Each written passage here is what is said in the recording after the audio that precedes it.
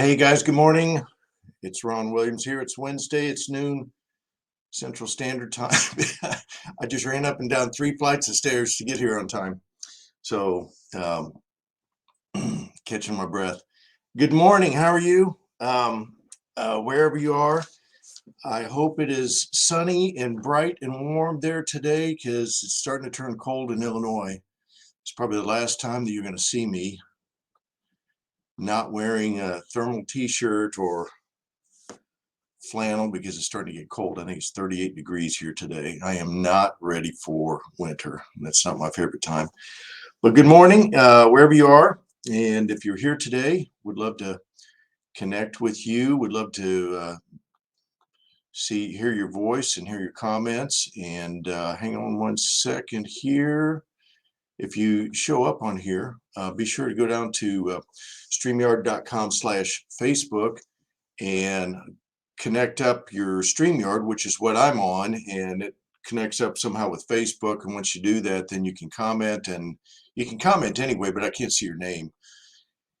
Until you're connected up with StreamYard.com/Facebook that you'll see on the little scrolly thing down at the bottom. Yes, that's a technical term, the scrolly thing. But good morning wherever you are, and I'm excited to hop on with you today. And I wanted to share with you we've been talking about for the last few weeks the 7 big problems that buyers have when it comes to new construction, when it comes to building a new home.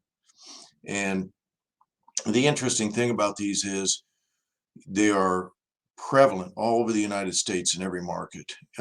And these are problems that are, some of them are easily remedied. This one that we're talking about today is one that directly affects you and is affected by you as a realtor doing new construction transactions. And it's probably, I don't know, sometimes I think it's the most insidious of the problems, maybe not, but it's definitely one that costs you a lot of money if you don't know this and if you are doing it the wrong way.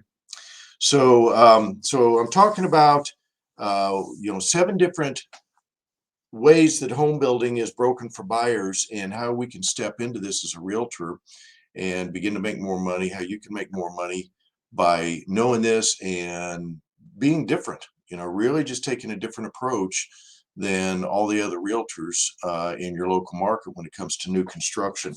And so we talked about the fact that in the first few, and if you haven't seen those, there's videos on the affiliate realtor group, there's videos in the new home niche blueprint group, there's probably videos on YouTube and elsewhere, but any one of those, go back and look at those. But the first 3 problems we talked about are: 1, buyers cannot find neighborhoods. They cannot find new home neighborhoods.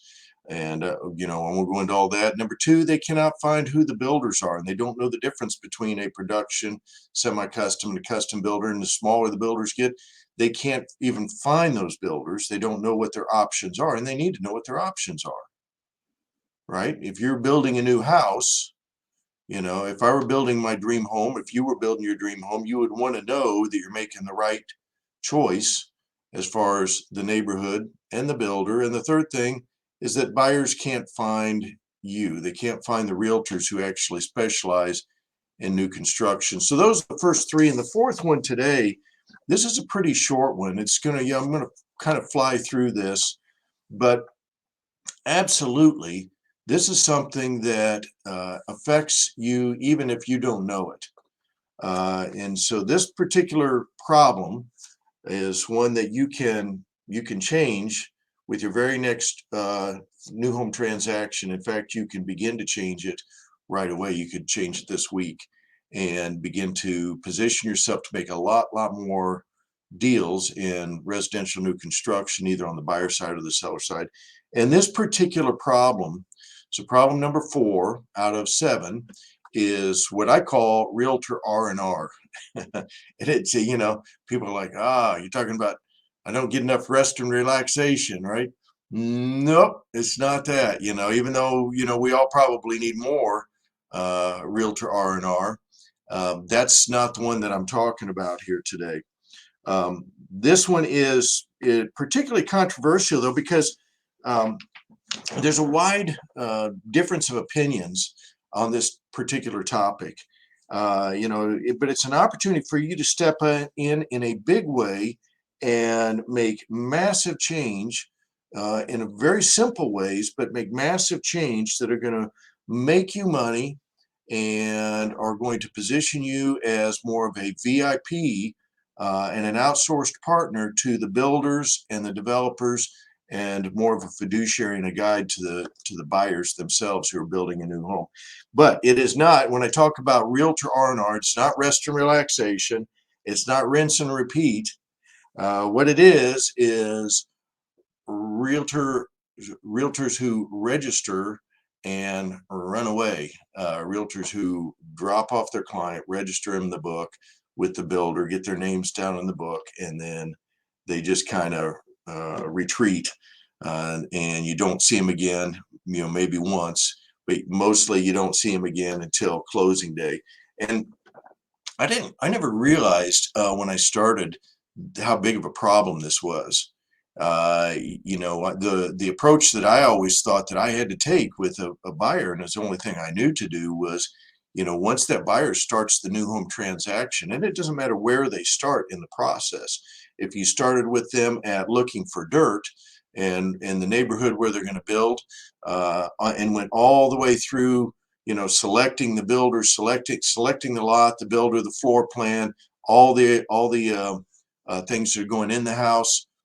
I just always believed that it was my responsibility to be a part of that whole process, and absolutely wanted to be. And it can be time consuming, I know, but the but here's what happens a lot of times, and a lot of times realtors, what they're doing, and I didn't know this, but a lot of times realtors will get a new construction buyer and they go find the right builder. They take them to a builder, and then there's a tendency to register the buyer with the builder and then just vamoose, and they just you're not really present until closing day.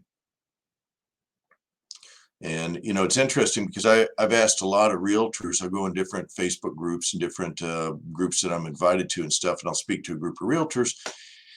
And one of the questions I like to ask is home building, from a realtor perspective, would you say home building is more difficult than selling a new construction home, is more difficult or about the same or easier than selling a used home? And so many times it's like, gosh, probably 90% of the realtors will say, no, it's way easier. Some will say it's more difficult, and some will say it's about the same, but most people say, well, it's way easier. And the problem is that in a lot of times when they begin to articulate, well, why is it easier? They're saying exactly what I'm getting ready to talk to you about here. And that is that all I have to do is I just register the person with the builder, and then I'm out of there until closing day or a couple days before. And so I call that realtor register and retreat, or register and run away. And it is a huge problem. It's a problem not just from the buyer's perspective, but also from the builder's perspective. And one of the reasons why I think it's so controversial, let me put it that way, is controversial, is because there are trainers out there that is exactly what they're training. Hey, if you're doing new construction, Joanne, just drop them off and stay out of the way, get out of the way, and show up at the closing table and get your check.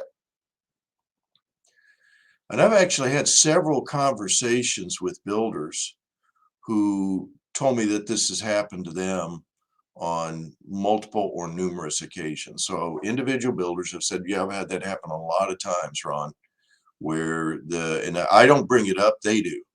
One of the things when I talk to builders about their experience with working with realtors on their new construction, this is one of the stories that they tell about. That we had a realtor that signed up a client and signed up one of their buyers, and we don't see him again until closing day, where they show up and say, hey, I'm here, where's my check? And I'm telling you, this is costing you, it's costing realtors so much money. And even more than that, it's costing us credibility. Because here's the thing. Buyers, especially new construction buyers, they want a fiduciary. They want a guide. They want somebody who is going to walk them through this process. And if you've worked with new construction buyers, you know that in a lot of cases, this is the first time they've ever built a new home, and maybe their only time that they build their dream home. And they want somebody who is going to lock arms with them, hold their hand, and walk through that entire process with them. And so, in particular, new construction buyers want a fiduciary. They want a guide, probably even more than a used home buyer, because used home buyers, a lot of times they've been through the process before, sometimes many, many times. And so they've kind of got it down. But new construction, it feels weighty, it feels scary. They want your assistance. And the other reason why this is controversial is one, real different coaches are teaching that, oh, that's all you need to do. Just drop them off and then show up at the closing table. Don't do it. Don't do it. If you ever think that that's what you want to do, resist, and just absolutely do not do that. The other reason why it's controversial is because some of the bigger builders in particular, they would actually prefer that. That, yeah, just, drop them off. We'll take care of it. We'll see you at the closing table. That way, there's no complaint. There's no problem with, inspections and inspections that have to happen at different times during the construction process, and things that may need to be negotiated or at least discussed, and lines of communications that have to stay open, and basically you're out of it and they've taken over. And it's also controversial because a lot of times realtors think, well, you know, I've taken my client, the buyer, and I've dropped them off to the builder. Now it's their client and I just get paid. And it's wrong. It's a absolutely wrong way to do it, because when you do that, what you're really saying to the builder is, and to the buyer and to the developer and everybody on the builder's staff and everybody that the builder knows, you're saying that my only value, you're demonstrating the only value that I represent to this whole thing is that I gave you the name and the telephone number of somebody who wants to buy one of your houses. And I know it may feel easy sometimes. It may feel like an easy win. Wow, I got a check for $12,000 and my commission, and I didn't have to do a thing. But it is costing you so much money in the long run. And I would say virtually every builder that I've ever done this interview with, I've got this one interview that I do with builders and developers where I talk to them about their experience and their expectations with realtors, what they're really looking for, and what they consider a quality relationship with a realtor who's representing a buyer or who they're working with for listings. And with virtually every builder or developer that I've had this conversation with, it always comes up of the story of a realtor or realtors who drop somebody off and don't show up. And when we've done that, and if you have, repent. It's time to come clean and change your ways, because you're losing money and you're losing credibility so fast. And basically what it says to the builder or the developer or the buyer and the buyer is, that was my whole value. I was just there to drop you off. And that is not your whole value. Okay. You are a guide. You are a needed guide in this whole process. So it's controversial because some trainers are training that. Some builders would prefer it. Why would the builders prefer it? Because that way they don't have to deal with somebody who may be raising a red flag if something's not right, if something's not going on correctly. Then they've got nobody really um, to be the coach and the guide to protect and defend and represent the buyer. It's just, hey, let's just do this. And if there's a problem, if there's an issue, a lot of times if there's no realtor involved, then it doesn't come up that there was a problem with the structure until after the whole transaction is done and the buyers have the house, and then they find out, oh, I should have had this or this or this. I should have been coached in this and this. So part of the issue is too that one of the things I see with realtors is when it comes to new construction is a lot of realtors, because they're not trained in new construction and they haven't done much of it or maybe any of it.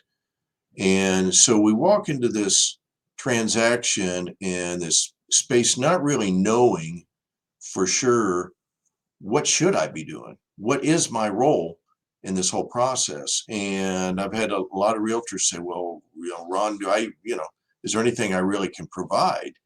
So a lot of times we're questioning ourselves, what do I provide other than I gave them the name and the telephone number of somebody who wants to build a house with them and build in this neighborhood, build with this builder. And so a lot of times realtors, out of lack of knowledge or insecurity, we feel like we don't offer much value or any value. And so in that instance, realtors are like, well, I better just stay the heck out of this process and hope that it happens, right? And then the opposite is true too. You have realtors who also, both of these come out of insecurity, and both of them come out of lack of knowledge and our insecurity about our place as a guide and a intermediary in this process. And there's a good word to write down right there, is intermediary. That's a writer downer as far as this conversation goes. You are an intermediary between builder and builder's representatives, the salespeople, and the buyer, and so that is your role. But the opposite is true too. A lot of times realtors will step into a new home transaction if they're not real comfortable with that. They do just the opposite of register and run away. They like try to strong arm the whole thing. My gosh, buyer, I'm going to represent you to this builder, and we're going to, I'm going to take them to the cleaners. I'm going to, get them against the wall. And they don't say it like that. Nobody would, but there is a tendency on the part of some realtors sometimes that they're pushing too hard, that they're like, trying to make the builder out to be a bad guy, and or bad guy, bad gal, trying to make them out to be, oh, I'm going to protect you so much because we can't trust these builders. That's not the right approach either. The right approach is an intermediary. Okay, the right approach is that what your role is in this process, even if you're just representing the buyer, in a way, you're also representing the builder and developer. And I know you may be getting paid just the buyer side. In a lot of cases, when you do this right, and if you follow the stuff that I'm teaching you, be getting paid on both sides, because you'll be getting listings from builders and developers, and they want you to represent them and the buyer. And you absolutely can do that with, and it's not even difficult to do. So you can make a lot more money and represent both of them. But your job always is just to be the intermediary. And what's that mean? It means to create a win-win-win. A win for the buyer, that's your first client if you're bringing the buyer, a win for the builder and the builder's staff. You want them to feel good about it. You want it to be a good experience, and a win for you. And it's got to be a win for all three. Okay. It can't be a win for the buyer and not the builder. It can't be a win for the builder and the buyer has a sucky experience, and it's got to be good for you as well. So your role really is as intermediary. And what happens, when we drop somebody off, if you've ever done that, um, don't do it anymore, okay? Because you're selling yourself short, you're selling your buyer short and the builder. And if you ever do that, you've essentially cut all value ties to the builder and developer. That they view you as that's your only value. You dropped off a buyer. And if you ever want to be in a position where builders and developers are, if you want to get in a place where the builder's going, hey, hey, Bill, hey, Joanne, hey, Susan, I'd like to list this neighborhood with you. I'd like to list some homes with you. If you want to do that, you absolutely can do that. And that's what I am constantly trying to teach the realtors, is that and ultimately what builders want is they want a marketing partner.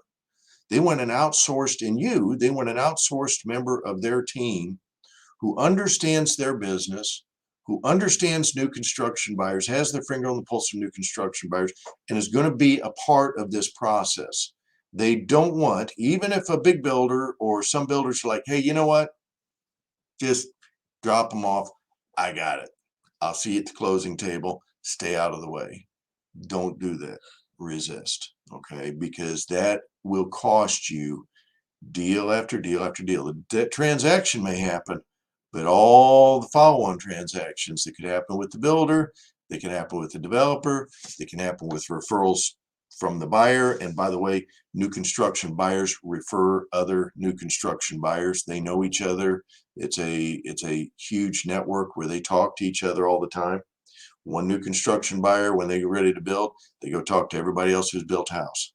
What happened with you? What was your experience? Who did you work with? Who was the realtor? Was the realtor good? What, and so if you just drop them off, you will in effect lose a lot of ancillary business that is in their sphere of influence that can be coming to you, in the buyer's sphere of influence, in the builder's sphere of influence, and with the builder themselves. Because if you do a good job and you're a good intermediary and you balance this process of working with the buyer and the builder and moving roadblocks out of the way and making sure the communication happens, if you're that realtor, then you're going to win more and more business in a lot of ways. And I see it all the time. Just a few weeks ago, one of the realtors that I work with out in Texas, who is just a fantastic realtor, and she had a new construction uh, transaction that had kind of hit a roadblock, and it looked like it was falling apart. And they'd been doing it for a long, long time. And I'm not going to go into all the details of it, but the builder was essentially saying, you know what, um, this is not going to work. We're just going to walk out of it. And the buyers had been in the transaction for, I think, close to a year. So they had everything on the line. They'd sold the other house. They're waiting for this house to be built, and something happened. And the realtor stepped in appropriately and said, well, wait a second. What exactly is going on? Let's find out. And sure enough, she starts to get into it. She finds out that the builder's rep, the sales rep, said, well, I can't work with the loan officer. Why can't you work with the loan? Well, he doesn't get back with you and he's not timely response and blah, blah, blah. And the loan officer, and she gets in touch with the loan officer. He's like, well, I can't work with the buyer's rep. So, really what it came down to was just she stepped in. She was a good communicator and she listened and she found the roadblocks. She found out what was holding it up and what was about to kill the deal. And she busted that log jam out of the way. She got the communication working. She had to bring some correction probably to both parties, and she pulled it back together and the transaction happened, and whoo, man, everybody was happy and they were happy with her, and so was the buyer. And that is what you can do as an intermediary. Your job is to make sure that all the communication is happening on both parts. So a couple of other notes here, and then I'll call it good on this. Um, so how much involvement is really needed? Well, it's going to vary from builder to builder, and it's going to vary from buyer to buyer. A lot of times, if you're working with a big builder, they may already have a lot of stuff in place. Big production builders, they may have their sales team, their sales process, their design center. They may have a lot of things in place. The smaller the builder gets, the more they probably need your help and want your help. And they don't necessarily even know what to ask for in a lot of cases, but they need your help. And the same thing is true with the buyers, that the more custom it is, the more you're moving towards custom or semi-custom, the more you can be involved in a non-intrusive way where it's really, really appreciated by the builder, by the developer, by the buyer, and you're going to win big from it, because those are the relationships where that builder is going to come back, that developer is going to come back and say, hey, do you mind if I list a few houses with you? Hey, we've got a new phase of this neighborhood. What do you think about listing that? And so you can absolutely win by using the appropriate amount of involvement, by having the appropriate amount of involvement. So what's the right answer? Well, there's, as far as how much involvement to have in a new home transaction, because you don't want to just register and drop them off and run away. Well, there's really four things real quick that I want to share with you, and then we'll call it good on this talk. So one is you are a fiduciary to the buyer. You absolutely, if you're representing the buyer, you're there to represent the buyer. And they deserve to have representation. You wouldn't drop them off if it was a used home transaction, and they absolutely need your involvement even more in a new home transaction. Hey, I've seen realtors who, and a lot of times you talk to buyers who, when you interview them about their first time they built a home, or maybe their only time they built a home, and I'll say, what was that experience like? And a lot of buyers are like, oh, Ron, it's like when we got married. I didn't know what to expect. It was like when we had our first child. We didn't know what to expect. You've never been through that experience. It feels weighty. It feels risky. You want somebody to walk you through the process and know that you've got somebody who's got your back, right? And a lot of times buyers talk about, when we interview buyers about this process, they're like, did you stay involved? Yeah, we're out there every day. We're taking pictures and blah, blah, blah. They're watching the process. This is their dream home. It's the largest, most complex purchase that anybody ever undertakes, is building a house, and they want your help. They want your assistance. So number one, you are a fiduciary to them. Never forget that. They deserve they deserve your loyalty and using all my real estate terms, but they deserve to have you walk them through the process. So number two, you want to create a mutual win with the builder. Never be in a position where, and even if there's something that's going wrong, something that's not working out, and when it comes to new construction, there's a lot of things that can go wrong. Maybe the trusses didn't show up on time. Maybe, it was wrong materials. Maybe it was bad materials. Maybe one of the subs quit. There's so many things that could go wrong that can get that off track. Your job is to try to smooth that over, not in a not in a false way, always with high integrity, but your job is to make everybody feel good about the other party and try to make this come together. So you're creating a mutual win also for the builders, and also for you as well. Okay, so be the intermediary. Okay, it's uh, really critical that you're like the counselor in this process. Third thing is, don't create a problem where there is no problem. I've seen a lot of times, and I hear a lot of stories where the realtor is pushing so hard for, well, maybe we could get this, maybe we could get that, maybe we could get a free refrigerator, maybe we could, they're creating problems or issues where there wasn't a problem, and if the buyer is ready, and if the buyer says, yes, this is what we want and we're ready to go, just make sure that you're not the one that's pulling them out of that. Okay, you always want to show them their options, but if they're ready to say yes, and they're comfortable with it, don't be in a position that you're creating issues where there was no issue. It happens. It might sound odd. You're like, well, that would never happen. It happens often. And so we hear about it often from the builders, from the buyers. And the fourth thing is really manage the buyer's expectations.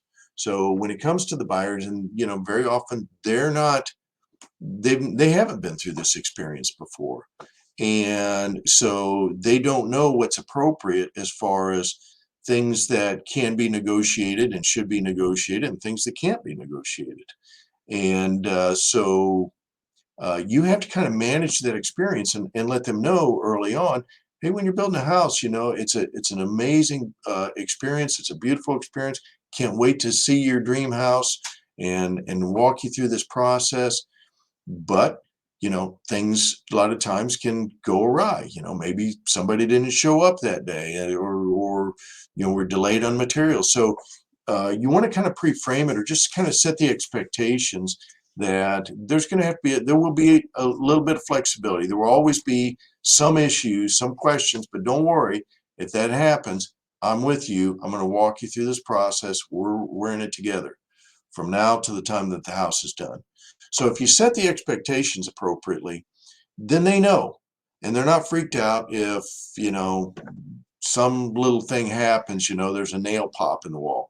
Well, there's a nail pop, or there's a crack in the concrete in the basement. It happens. At least in Illinois, it happens a lot. And so you want to set the right expectation. And here's a good thing that you can do, and this is something that I would do right away. Okay, if I were you, if you really want to do new construction, and I got to tell you what, right now, in spite of all the things that are going on, and the housing economy and the concern about everything, um, you know, builders builders want your help. They really do.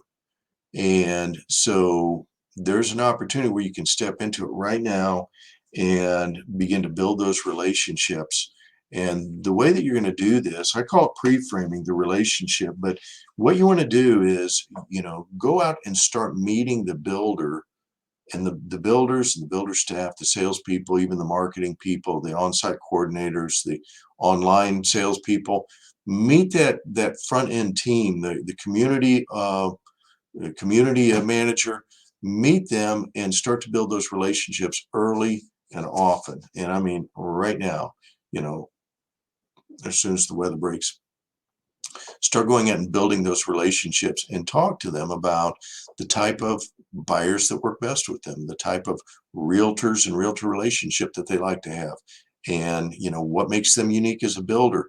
And they will appreciate this so much. And that we've got uh, uh, a whole other interview that we do, a whole other training that we do, multiple trainings about how to interview the builders, and position yourself really as a thought leader in home building. So you want to go out there and you start to build that relationship with sales, with marketing, and really put yourself in a position of being more of a VIP to them. And the wins on this are enormous. They're absolutely enormous. So I'll give you just a couple of them. But essentially, you're going to replace the register and retreat. We want to replace that with relate and rapport. So you can go in there and build relationships, build rapport, build trust long before you even have a buyer in the door. And if I were a realtor today, and if I wanted to specialize in new construction, I would be doing this every single week, finding one or two builders, the sales people, and going out and meeting them every single week. It is going to pay you off in spades. So it pays huge dividends. It eliminates so many problems on down the road. It sets the expectations with the buyers. It creates trust and rapport. But here's some of the things that you win from this when you do this is, one, you're going to win listings. And listings are absolutely available to the right realtors who are taking the right approach with builders. A lot of times realtors don't know that they can get listings, but you absolutely can. Some builders are easier than others, and we'll talk about that in another talk. But you can win listings. You can even win buyers, not just from the buyers. You can win referrals from the buyers, but you can also win buyers from the builders. And I have a lot of occasions where I myself and many of the realtors that I work with and many realtors that we train are going out, they meet a builder, and because they're establishing the right relationship, they're ending up with extra buyer leads from the builder. That's a whole other story. But there are buyers that are going to come in and meet with a builder that don't necessarily fit for that builder. Doesn't mean they're a bad buyer, doesn't mean they're not qualified. They're just not a fit for that particular builder, that particular neighborhood.